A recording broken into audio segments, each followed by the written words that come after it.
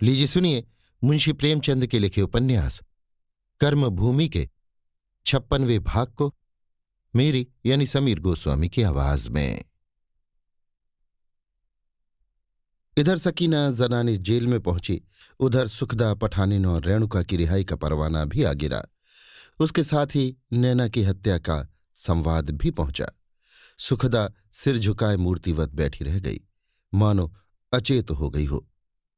कितनी महंगी विजय थी। रेणुका ने लंबी सांस लेकर कहा, दुनिया में ऐसे ऐसे आदमी भी पड़े हुए हैं जो स्वार्थ के लिए अपनी स्त्री की हत्या कर सकते हैं।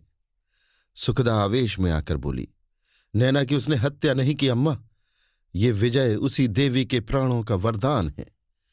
पठानिन ने आंसू पोंछते हुए कहा, मुझे तो यही रोना आता है कि भैया को कितना दुख होगा। भाई बहन में इतनी मोहब्बत मैंने नहीं देखी। जेलर ने आकर सूचना दी, आप लोग तैयार हो जाएं, शाम की गाड़ी से सुखदा, रेणुका और पठानिन इन महिलाओं को जाना है। देखिए, हम लोगों से जो खता हुई उसे मुआफ कीजिएगा। किसी ने इसका जवाब न दिया, मानो किसी ने सुना ही नहीं। घर जाने में अब आनंद न था। विजय का आनंद भी इस शोक में डूब गया था। सकीना ने सुखदा के कान में कहा, जाने के पहले बाबूजी से मिल लीजिएगा। ये खबर सुनकर ना जाने दुश्मनों पर क्या गुजरे। मुझे तो डर लग रहा है। बालक रेणुकांत सामने सहन में कीचड़ से फिसलकर गिर गया था और पैरों से जमीन को इस शरारत की सजा दे रहा था। साथ ही साथ रोता भी जाता था। सकीना और सुखदा दोनों उसे उठाने दौड़ी और वृक्ष के नीचे खड़ी होकर उसे चुप कराने लगी। सकीना कल सुबह आई थी, पर अब तक सुखदा और उसमें मामूली शिष्टाचार के सिवा और कोई बात न हुई थी। सकीना उससे बातें करते झेंपती थी कि कहीं वो गुप्त प्रसंग न उठ खड़ा हो, और सुखदा इस तरह उससे आंखें चुराती थी मानो अभी उसकी तपस्या उस कलंक को धोने के लिए काफी नहीं हुई। सकीना की सलाह में जो सहृदयता भरी थी उसने सुखदा को पराभूत कर दिया। बोली, हाँ विचार तो है, तुम्हारा भी कोई संदेशा कहना है? सकीना ने आंखों में आंसू भरकर कहा, मैं क्या संदेशा कहूंगी। बहू जी, आप इतना ही कह दीजिएगा, नैना देवी चली गई, पर जब तक सकीना जिंदा है आप उसे नैना ही समझते रहिए। सुखदा ने निर्दय मुस्कान के साथ कहा, उनका तो तुमसे दूसरा रिश्ता हो चुका है। सकीना ने जैसे इस वार को काटा, तब उन्हें औरत की जरूरत थी, आज बहन की जरूरत है। सुखदा तीव्र स्वर में बोली, मैं तो तब भी जिंदा थी। सकीना ने देखा जिस अवसर से वो कांपती रहती थी वो सिर पर आ ही पहुंचा। अब उसे अपनी सफाई देने के सिवा और कोई मार्ग न था। उसने पूछा, मैं कुछ कहूं बुरा तो न मानिएगा? बिल्कुल नहीं। तो सुनिए, तब आपने उन्हें घर से निकाल दिया था। आप पूरब को जाते थे, वो पश्चिम को जाते थे। अब आप और वो एक दिल है, एक जान है। जिन बातों की उनकी निगाह में सबसे ज्यादा कदर थी वो आपने सब पूरी कर दिखाई। वो जो आपको पा जाए तो आपके कदमों का बोसा ले ले। सुखदा को इस कथन में वही आनंद आया जो एक कवि को दूसरे कवि की दाद पाकर आता है। उसके दिल में जो संशय था वो कैसे आप उसके हृदय से टपक पड़ा। ये तो तुम्हारा ख्याल है सकीना, उनके दिल में क्या है ये कौन जान सकता है। मर्दों पर विश्वास करना मैंने छोड़ दिया। अब वो चाहे मेरी इज्जत करने लगें, इज्जत तो तब भी कम न करते थे, लेकिन तुम्हें वो दिल से निकाल सकते हैं इसमें मुझे शक है। तुम्हारी शादी मियां सलीम से हो ही जाएगी, लेकिन दिल में वो तुम्हारी उपासना करते रहेंगे। सकीना की मुद्रा गंभीर हो गई। वो भयभीत हो गई, जैसे कोई शत्रु उसे दम देकर उसके गले में फंदा डालने जा रहा हो। उसने मानो गले को बचाकर कहा, तुम उनके साथ अन्याय कर रही हो बहन जी। वो उन आदमियों में नहीं है जो दुनिया के डर से कोई काम करें। उन्होंने खुद सलीम से मेरी खत किताबत करवाई। मैं उनकी मंशा समझ गई। मुझे मालूम हो गया तुमने अपने रूठे हुए देवता को मना लिया। मैं दिल में कांपी जा रही थी कि मुझ जैसी गंवारिन उन्हें कैसे खुश रख सकेंगी। मेरी हालत उस कंगली की सी हो रही थी जो खजाना पाकर बौखला गया हो कि अपनी झोपड़ी में उसे कहाँ रखे, कैसे उसकी हिफाजत करे। उनकी ये मंशा समझकर मेरे दिल का बोझ हल्का हो गया। देवता तो पूजा करने की चीज है। वो हमारे घर में आ जाए तो उसे कहाँ बैठाएं, कहाँ सुलाएं, क्या खिलाएं। मंदिर में जाकर हम एक क्षण के लिए कितने दीनदार, कितने परहेजगार बन जाते हैं। हमारे घर में आकर यदि देवता हमारा असली रूप देखें तो शायद हमसे नफरत करने लगे। सलीम को मैं संभाल सकती हूं। वो इसी दुनिया के आदमी हैं और मैं उन्हें समझ सकती हूं। उसी वक्त जनाने वार्ड के द्वार खुले और 3 कैदी अंदर दाखिल हुए। तीनों घुटनों तक जांघी और आधी बाह के ऊंचे कुर्ते पहने हुए थे। एक के कंधे पर बांस की सीढ़ी थी, एक के सिर पर चूने का बोरा, तीसरा चूने की हड़ियां कूची की बाल्टियां लिए हुए था। आज से जनाने जेल की पुताई होगी। सालाना सफाई और मरम्मत के दिन आ गए हैं। सकीना ने कैदियों को देखते ही उछलकर कहा, ये तो जैसे बाबूजी है, डोल और रस्सी लिए हुए, सलीम सीढ़ी उठाए हुए है। ये कहते हुए उसने बालक को गोद में उठा लिया और उसे भींच भींच कर प्यार करती हुई द्वार की ओर लपकी। बार बार उसका मुंह चूमती और कहती जाती थी, चलो तुम्हारे बाबूजी आए हैं। सुखदा भी आ रही थी, पर मंद गति से। उसे रोना आ रहा था। आज इतने दिनों के बाद मुलाकात भी हुई तो इस दशा में। सहसा मुन्नी एक ओर से दौड़ती आई और अमर के हाथ से डोल और रस्सी छीनती हुई बोली, अरे ये तुम्हारा क्या हाल है लाला? आधे भी नहीं रहे। चलो आराम से बैठो, मैं पानी खींच देती हूं। अमर ने डोल को मजबूत पकड़कर कहा, नहीं तुमसे न बनेगा, छोड़ दो डोल, जेलर देखेगा तो मेरे ऊपर डांट पड़ेगी। मुन्नी ने डोल छीन कर कहा, मैं जेलर को जवाब दे लूंगी, ऐसे ही थे तुम वहां। एक तरफ से सकीना और सुखदा, दूसरी ओर से पठानिन और रेणुका आ पहुंची, पर किसी के मुंह से बात न निकलती थी। सबों की आंखें सजल थीं और गले भरे हुए चली थीं हर्ष के आवेश में, पर हर पग के साथ मानो जल गहरा होते होते अंत को सिरों पर आ पहुंचा। अमर इन देवियों को देखकर विस्मय भरे गर्व से फूल उठा। उनके सामने वो कितना तुच्छ था, किन शब्दों में उनकी स्तुति करे, उनको भेंट क्या चढ़ाए। उसके आशावादी नेत्रों में भी राष्ट्र का भविष्य इतना उज्ज्वल न था। उसके सिर से पांव तक स्वदेशाभिमान की एक बिजली सी दौड़ गई। भक्ति के आंसू आंखों में छलक आए। औरों की जेल यात्रा का समाचार तो वो सुन चुका था, पर रेणुका को वहां देखकर वो जैसे उन्मत्त होकर उनके चरणों पर गिर पड़ा। रेणुका ने उसके सिर पर हाथ रखकर आशीर्वाद देते हुए कहा, आज चलते चलते तुमसे खूब भेंट हो गई बेटा। ईश्वर तुम्हारी मनोकामना सफल करे। मुझे तो आए आज 5वां ही दिन है, पर हमारी रिहाई का हुक्म आ गया। नैना ने हमें मुक्त कर दिया। अमर ने धड़कते हुए हृदय से कहा, तो क्या वो भी यहां आई है? उसके घरवाले तो बहुत बिगड़े होंगे। सभी देवियां रो पड़ीं। इस प्रश्न ने जैसे उनके हृदय को महसूस लिया। अमर ने चकित नेत्रों से हरेक के मुंह की ओर देखा। एक अनिष्ट शंका से उसकी सारी देह थरथरा उठी। इन चेहरों पर विजय दीप्त नहीं, शोक की छाया अंकित थी। अधीर होकर बोला, कहाँ है नैना? यहां क्यों नहीं आती? उसका जी अच्छा नहीं है क्या? रेणुका ने हृदय को संभाल कर कहा, नैना को आकर चौक में देखना बेटा, जहां उसकी मूर्ति स्थापित होगी। नैना आज तुम्हारे नगर की रानी है। हर एक हृदय में तुम उसे श्रद्धा के सिंहासन पर बैठी पाओगे। अमर पर जैसे वज्रपात हो गया। वो भूमि पर बैठ गया और दोनों हाथों से मुंह ढांप कर फूट फूट कर रोने लगा। उसे जान पड़ा अब संसार में उसका रहना वृथा है। नैना स्वर्ग की विभूतियों में जगमगाती मानो उसे खड़ी बुला रही थी। रेणुका ने उसके सिर पर हाथ रखकर कहा, बेटा उसके लिए क्या रोते हो? वो मरी नहीं, अमर हो गई। उसी के प्राणों से इस यज्ञ की पूर्णाहुति हुई है। सलीम ने गला साफ करके पूछा, क्या बात हुई? क्या कोई गोली लग गई? रेणुका ने इस भाव का तिरस्कार करके कहा, नहीं भैया, गोली क्या चलती, किसी से लड़ाई थी। जिस वक्त वो मैदान से जलूस के साथ म्यूनिसिपैलिटी के दफ्तर की ओर चली तो 1 लाख आदमी से कम न थे। उसी वक्त मनीराम ने आकर उस पर गोली चला दी। वहीं गिर पड़ी। कुछ मुंह से कहने न पाई। रात दिन भैया ही में उसके प्राण लगे रहते थे। वो तो स्वर्ग गई, हाँ हम लोगों को रोने के लिए छोड़ गई। अमर को ज्यों ज्यों नैना के जीवन की बातें याद आती थीं, उसके मन में जैसे विषाद का एक नया सोता खुल जाता था। हाय, उस देवी के साथ उसने एक भी कर्तव्य का पालन न किया। ये सोच सोच कर उसका जी कचोट उठता था। वो अगर घर छोड़कर न भागा होता तो लाला जी क्यों उसे उस लोभी मनीराम के गले बांध देते, और क्यों उसका ये करुणाजनक अंत होता। लेकिन सहसा इस शोक सागर में डूबते हुए उसे ईश्वरीय विधान की नौका सी मिल गई। ईश्वरीय प्रेरणा के बिना किसी में सेवा का ऐसा अनुराग कैसे आ सकता है? जीवन का इससे शुभ उपयोग और क्या हो सकता है? गृहस्थी के संचय में, स्वार्थ की उपासना में तो सारी दुनिया मरती है। परोपकार के लिए मरने का सौभाग्य तो संस्कार वालों ही को प्राप्त होता है।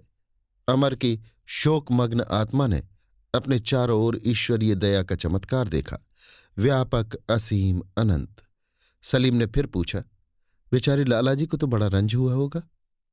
रेणुका ने गर्व से कहा, वो तो पहले ही गिरफ्तार हो चुके थे बेटा, और शांति कुमार भी। अमर को जान पड़ा उसकी आंखों की ज्योत दुगनी हो गई है, उसकी भुजाओं में चौगुना बल आ गया। उसने वहीं ईश्वर के चरणों में सिर झुका दिया, और अब उसकी आंखों से जो मोती गिरे वो विषाद के नहीं, उल्लास और गर्व के थे। उसके हृदय में ईश्वर की ऐसी निष्ठा का उदय हुआ मानो वो कुछ नहीं है। जो कुछ है ईश्वर की इच्छा है, जो कुछ करता है वही करता है, वही मंगल मूल और सिद्धियों का दाता है। सकीना और मुन्नी दोनों उसके सामने खड़ी थीं। उनकी छवि को देखकर उसके मन में वासना की जो आंधी सी चलने लगती थी, उसी छवि में आज उसने निर्मल प्रेम के दर्शन पाए, जो आत्मा के विकारों को शांत कर देता है, उसे सत्य प्रकाश से भर देता है। उसमें लालसा की जगह उत्सर्ग, भोग की जगह तप का संस्कार कर देता है। उसे ऐसा आभास हुआ मानो वो उपासक है और ये रमणियां उसकी उपास्य देवियां हैं। उनकी पदरज को माथे पर लगाना ही मानो उसके जीवन की सार्थकता है। रेणुका ने बालक को सकीना की गोद से लेकर अमर की ओर बढ़ाते हुए कहा, यही तेरे बाबूजी हैं बेटा, इनके पास जा। बालक ने अमरकांत का वो कैदी का बाना देखा तो चिल्लाकर रेणुका से चिपट गया, फिर उसकी गोद में मुंह छिपाए कनखियों से उसे देखने लगा, मानो मेल तो करना चाहता है, पर भय ये है कि कहीं ये सिपाही पकड़ न ले, क्योंकि इस वेश के आदमी को अपना बाबूजी समझने में उसके मन को संदेह हो रहा था। सुखदा को बालक पर क्रोध आया, कितना डरपोक है, मानो इसे वो खा जाते। उसकी इच्छा हो रही थी कि ये भीड़ टल जाए तो एकांत में अमर से मन की दो चार बातें कर ले, फिर न जाने कब भेंट हो। अमर ने सुखदा की ओर ताकते हुए कहा, आप लोग इस मैदान में भी हमसे बाजी ले गई। आप लोगों ने जिस काम का बीड़ा उठाया उसे पूरा कर दिखाया। हम तो अभी जहां खड़े थे वहीं खड़े हैं। सफलता के दर्शन होंगे भी या नहीं कौन जाने। जो थोड़ा बहुत आंदोलन यहां हुआ है उसका गौरव भी मुन्नी बहन और सकीना बहन को है। इन दोनों बहनों के हृदय में देश के लिए जो अनुराग और कर्तव्य के लिए जो उत्सर्ग है, उसने हमारा मस्तक ऊंचा कर दिया। सुखदा ने जो कुछ किया वो तो आप लोग मुझसे ज्यादा जानती हैं। आज लगभग 3 साल हुए मैं विद्रोह करके घर से भागा था। मैं समझता था इनके साथ मेरा जीवन नष्ट हो जाएगा, पर आज मैं उनके चरणों की धूल माथे पर लगाकर अपने को धन्य समझूंगा। मैं सभी माताओं और बहनों के सामने उनसे क्षमा मांगता हूं। सलीम ने मुस्कुराकर कहा, यों जबानी नहीं, कान पकड़कर 1,00,000 मर्तबा उठो बैठो। अमर ने उसे कनखियों से देखा और बोला, अब तुम मजिस्ट्रेट नहीं हो भाई, भूलो मत, ऐसी सजाएं अब नहीं दे सकते।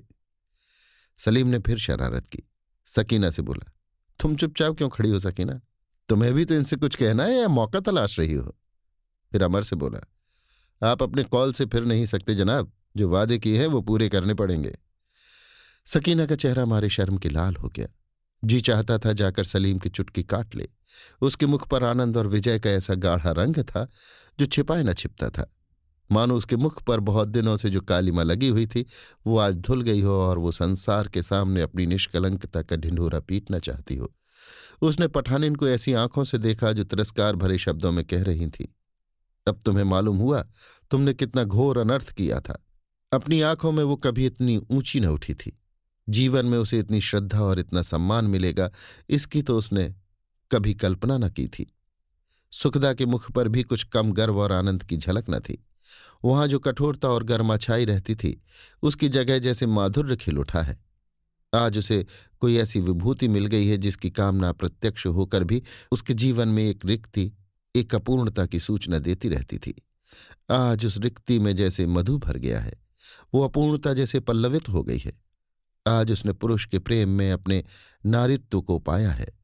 उसके हृदय से लिपटकर अपने को खो देने के लिए आज उसके प्राण कितने व्याकुल हो रहे हैं।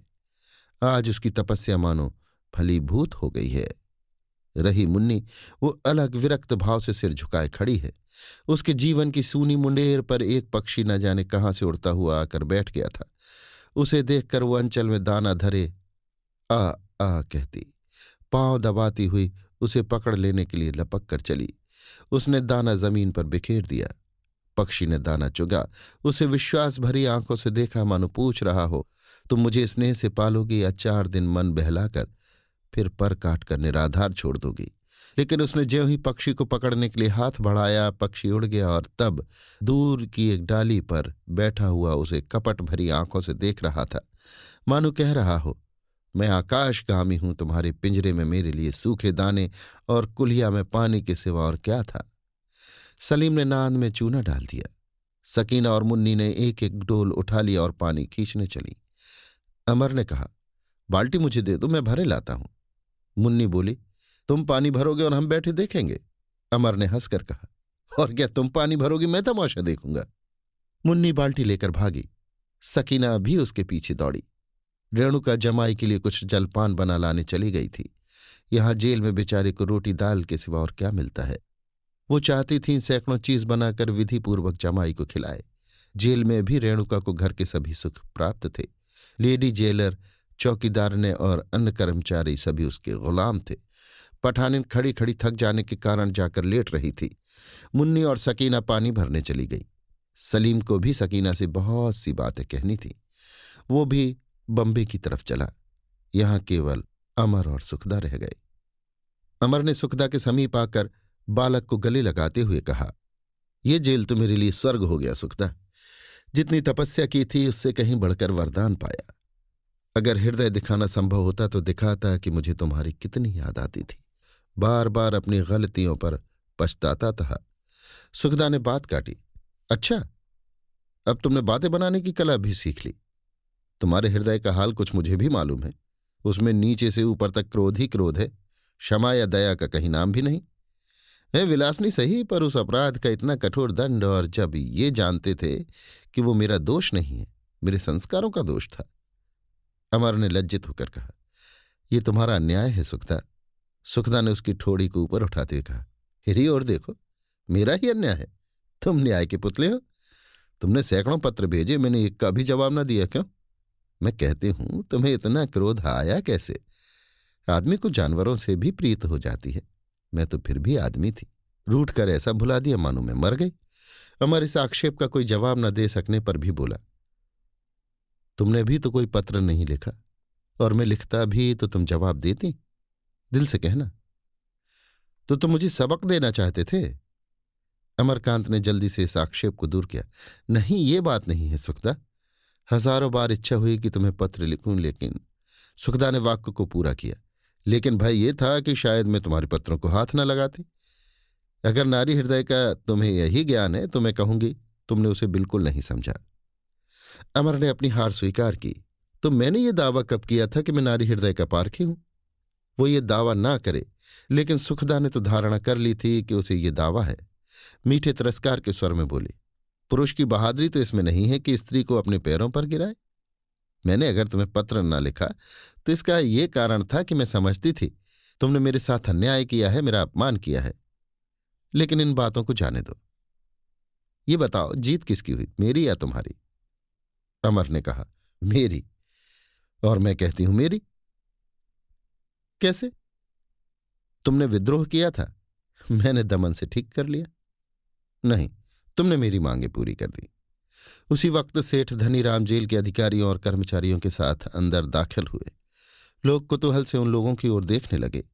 सेठ इतने दुर्बल हो गए थे कि बड़ी मुश्किल से लकड़ी के सहारे चल रहे थे। पग पग पर खांसते भी जाते थे। अमर ने आगे बढ़कर सेठ जी को प्रणाम किया। उन्हें देखते ही उसके मन में उनकी ओर से जो गुबार था वो जैसे धुल गया। सेठ जी ने उसे आशीर्वाद देकर कहा, मुझे यहां देखकर तुम्हें आश्चर्य हो रहा होगा बेटा। तुम समझते होगे बुढ़ा अभी तक जीता जा रहा है, इसे मौत क्यों नहीं आती। ये मेरा दुर्भाग्य है कि मुझे संसार ने सदा अविश्वास की आंखों से देखा। मैंने जो कुछ किया उस पर स्वार्थ का आक्षेप लगा। मुझ में भी कुछ सच्चाई है, कुछ मनुष्यता है, इसे किसी ने भी स्वीकार नहीं किया। संसार की आंखों में मैं कोरा पशु हूं, इसीलिए कि मैं समझता हूं हर एक काम का समय होता है।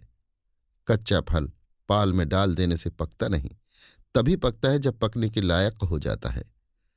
जब मैं अपने चारों ओर फैले हुए अंधकार को देखता हूं तो मुझे सूर्योदय के सिवाय उसके हटाने का कोई दूसरा उपाय नहीं सूझता। किसी दफ्तर में जाओ, बिना रिश्वत के काम नहीं चल सकता। किसी घर में जाओ, वहां द्वेष का राज्य देखोगे। स्वार्थ, अज्ञान, आलस्य ने हमें पकड़ रखा है। इसे ईश्वर की इच्छा ही दूर कर सकती है। हम अपनी पुरानी संस्कृति को भूल बैठे हैं। वह आत्मा प्रधान संस्कृति थी। जब तक ईश्वर की दया न होगी उसका पुनर्विकास न होगा, और जब तक उसका पुनर्विकास न होगा हम लोग कुछ नहीं कर सकते। इस प्रकार के आंदोलनों में मेरा विश्वास नहीं है। इनसे प्रेम की जगह द्वेष बढ़ता है। जब तक रोग का ठीक निदान न होगा, उसकी ठीक औषधि न होगी, केवल बाहरी टीमटाम से रोग का नाश न होगा। अमर ने इस प्रलाप पर उपेक्षा भाव से मुस्कुराकर कहा, तो फिर हम लोग उस शुभ समय के इंतजार में हाथ धरे बैठे रहे? एक वार्डर दौड़कर कई कुर्सियां लाया। सेठ जी और जेल के 2 अधिकारी बैठे। सेठ जी ने पान निकालकर खाया और इतनी देर में इस प्रश्न का जवाब भी सोचते जाते थे। तब प्रसन्न मुख होकर बोले, नहीं, ये मैं नहीं कहता। ये आलसियों और अकर्मण्यों का काम है। हमें प्रजा में जागृति और संस्कार उत्पन्न करने की चेष्टा करते रहना चाहिए। हमारी पूरी शक्ति जाति की आत्मा को जगाने में लगनी चाहिए। मैं इसे कभी नहीं मान सकता कि आज आधी मालगुजारी होते ही प्रजा सुख के शिखर पर पहुंच जाएगी। उसमें सामाजिक और मानसिक कितने ही दोष हैं कि आधी तो क्या, पूरी मालगुजारी भी छोड़ दी जाए तब भी उसकी दशा में कोई अंतर न होगा। फिर मैं ये भी स्वीकार न करूंगा कि फरियाद करने की जो विधि सोची गई और जिसका व्यवहार किया गया, उसके सिवा कोई दूसरी विधि न थी। अमर ने उत्तेजित होकर कहा, हमने अंत तक हाथ पांव जोड़े, आखिर मजबूर होकर हमें ये आंदोलन शुरू करना पड़ा। लेकिन एक क्षण में वो नम्र होकर बोला, संभव है हमसे गलती हुई हो, लेकिन उस वक्त हमें यही सूझ पड़ा। सेठ जी ने शांतिपूर्वक कहा, हाँ, गलती हुई और बहुत बड़ी गलती हुई। सैकड़ों घर बर्बाद हो जाने के सिवा और कोई नतीजा न निकला।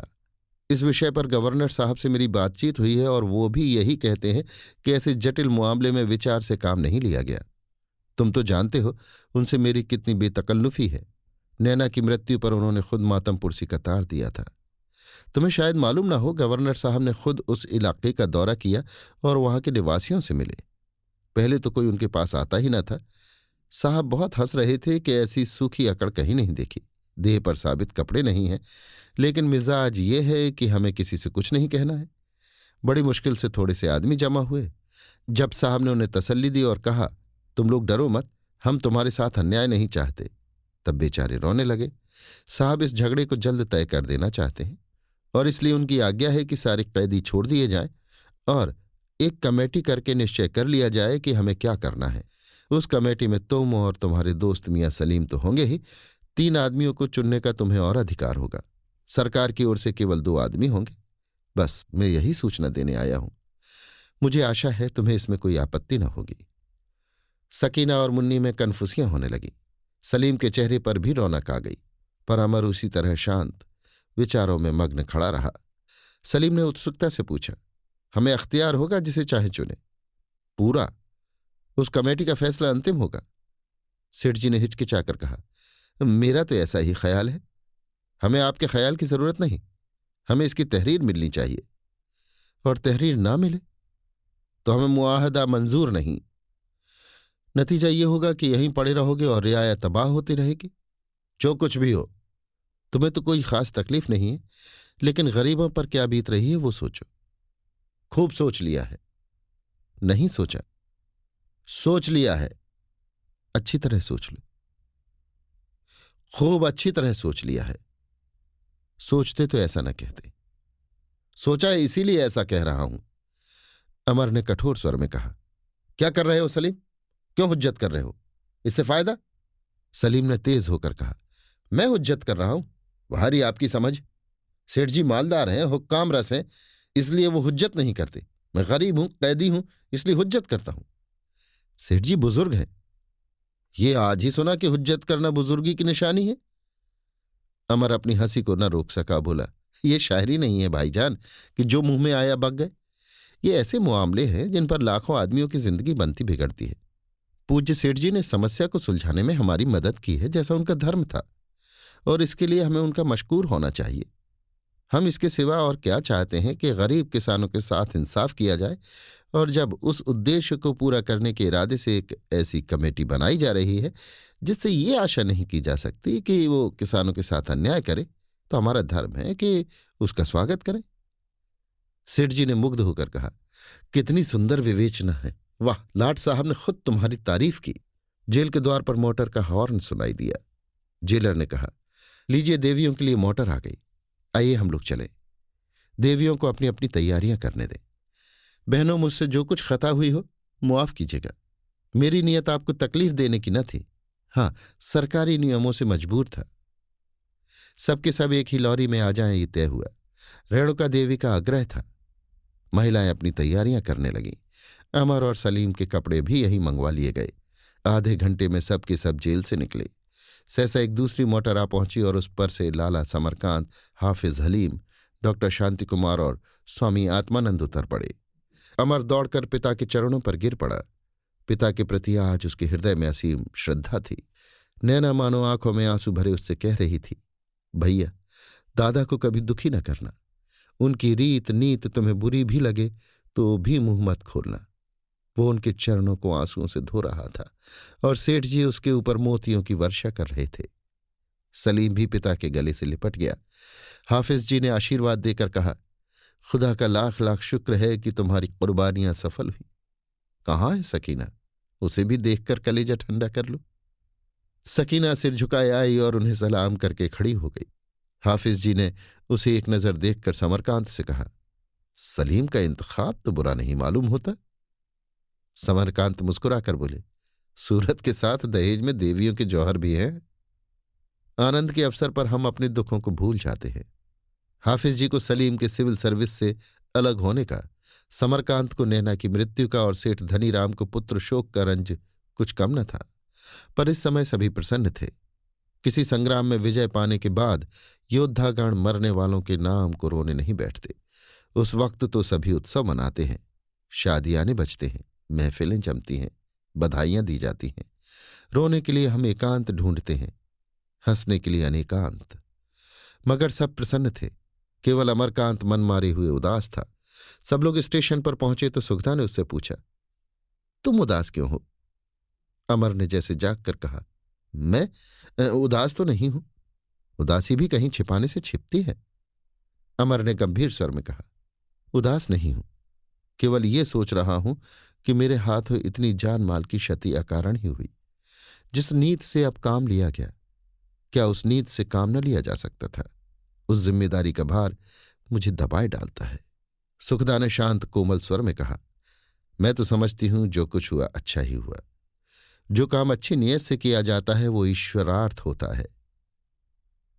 नतीजा कुछ भी हो, यज्ञ का अगर कुछ फल न मिले तो भी यज्ञ का पुण्य तो मिलता ही है। लेकिन मैं तो इस निर्णय को विजय समझती हूं, ऐसी विजय जो अभूतपूर्व है। हमें जो कुछ बलिदान करना पड़ा वो उस जागृति के देखते हुए कुछ भी नहीं है जो जनता में अंकुरित हो गई है। क्या तुम समझते हो इन बलिदानों के बिना ये जागृति आ सकती थी? और क्या इस जागृति के बिना ये समझौता हो सकता था? मुझे तो इसमें ईश्वर का हाथ साफ नजर आ रहा है। अमर ने श्रद्धा भरी आंखों से सुखदा को देखा। उसे ऐसा जान पड़ा कि स्वयं ईश्वर उसके मन में बैठे बोल रहे हैं। वो शोभ और ग्लानि निष्ठा के रूप में प्रज्वलित हो उठी, जैसे कूड़े करकट का ढेर आग की चिंगारी पड़ते ही तेज और प्रकाश की राशि बन जाता है। ऐसी प्रकाशमय शांति उसे कभी न मिली थी। उसने प्रेम गदगद कंठ से कहा, सुखदा, तुम वास्तव में मेरे जीवन का दीपक हो। उसी वक्त लाला समरकांत बालक को कंधे पर बिठाए हुए आकर बोले, अभी तक तो काशी ही चलने का विचार है ना? अमर ने कहा, मुझे तो अभी हरिद्वार जाना है। सुखदा बोली, तो हम सब वहीं चलेंगे?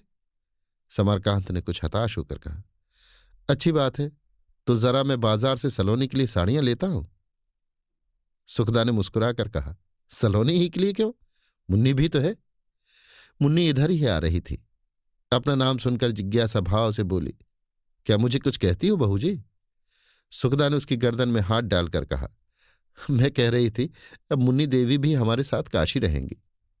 मुन्नी ने चौंक कर कहा, तो क्या तुम लोग काशी जा रहे हो? सुखदा हंसी, और तुमने क्या समझा था? मैं तो अपने गांव जाऊंगी। हमारे साथ न रहोगे? तो क्या लाला काशी जा रहे हैं? और क्या, तुम्हारी क्या इच्छा है? मुन्नी का मुंह लटक गया। कुछ नहीं, यूं ही पूछती थी। अमर ने उसे आश्वासन दिया, नहीं मुन्नी, ये सब तुम्हें चिढ़ा रही हैं। हम सब हरिद्वार चल रहे हैं। मुन्नी खिल उठी, तब तो बड़ा आनंद आएगा। सलोनी काकी मूसलो ढोल बजाएंगी। अमर ने पूछा। अच्छा, तुम इस फैसले का मतलब समझ गई? समझी क्यों नहीं? 5 आदमियों की एक कमेटी बनेगी, वो जो कुछ करेगी उसे सरकार मान लेगी, तुम और सलीम दोनों उस कमेटी में रहोगे। इससे अच्छा और क्या होगा? बाकी 3 आदमियों को भी हम ही चुनेंगे। तब और भी अच्छा हुआ। गवर्नर साहब की सज्जनता और सहृदयता है तो लोग उन्हें व्यर्थ ही बदनाम कर रहे थे। बिल्कुल व्यर्थ। इतने दिनों के बाद हम फिर अपने गांव में पहुंचेंगे, और लोग भी तो छूट आए होंगे। आशा है जो ना आए होंगे उनके लिए लिखा पढ़ी करेंगे। अच्छा, उन 3 आदमियों में कौन कौन रहेगा? और कोई रहे या न रहे, तुम अवश्य रहोगी। देखती हो बहू जी, ये मुझे इसी तरह छेड़ा करते हैं। ये कहते कहते उसने मुंह फेर लिया। आंखों में आंसू भर आए थे। अभी आप सुन रहे थे मुंशी प्रेमचंद के लिखे उपन्यास कर्मभूमि के 56वें और अंतिम भाग को मेरी यानी समीर गोस्वामी की आवाज में।